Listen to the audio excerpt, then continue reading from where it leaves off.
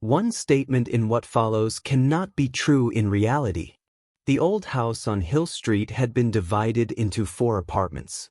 On the ground floor lived Mrs. March, a woman in her 70s. On the first floor lived the Delgado family. On the second floor lived Mr. Croft, a retired museum worker. And on the top floor lived Leo, a college student. In the corner of the stairwell was an old service lift. It was a narrow wooden box that could hold 1 person. It stopped at every floor. The door was a sliding metal gate. To use it, you had to step inside, close the gate, and pull a lever.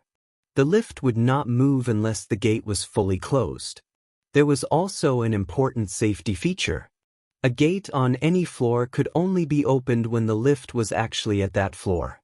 If the lift was somewhere else, the gate could not be opened. The lift was old and often made a loud thump when it started or stopped. At 7:40 in the evening, Leo came home with groceries.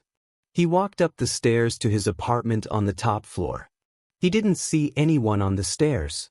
Around 7:45, both Leo and Mrs. March heard a loud thump coming from inside the lift shaft.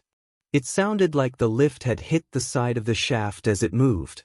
At 7:45, Mr. Croft went downstairs to collect a small package that had been left by the front door. He used the stairs, not the lift. He picked up the package and went back up to his apartment. At exactly 8 o'clock, Mr. Delgado left his apartment to go to the store. As he passed the stairwell, he noticed the lift gate on the first floor was open. Inside the lift was a small book lying on the floor. He did not touch it and left the building. At 8:10, Mrs. March walked upstairs to ask Mr. Croft about a book she had lent out. As she passed the first floor, she also noticed the lift gate was open. She knocked on Mr. Croft's door. He answered immediately and said he didn't have the book. She thanked him and went back downstairs. At 8:30, Leo came down to speak with Mrs. March.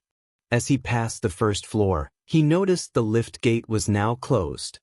The next morning, Mr. Croft called the police. A small painting had been taken from his apartment.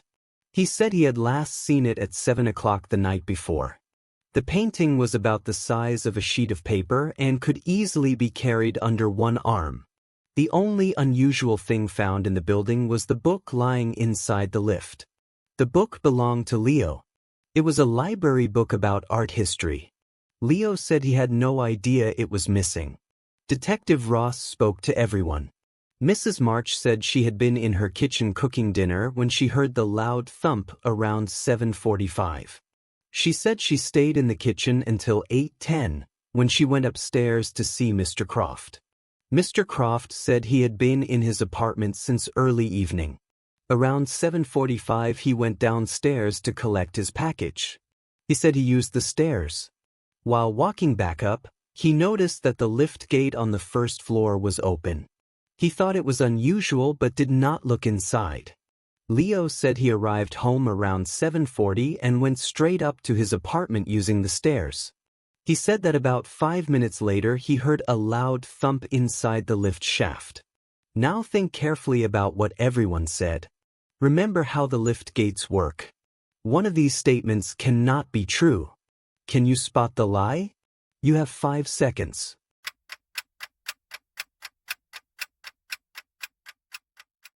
The person who lied is Mr. Croft.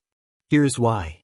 2 different people heard the lift make a loud thump around 7:45, which strongly suggests it was moving at that moment. But Mr. Croft claimed that at the same time, the lift was sitting still on the first floor with the gate open. That situation is impossible. If the gate was open, the lift could not have been moving. So Mr. Croft could not have seen what he claimed. His statement is the one that could not have happened. That is where reality breaks.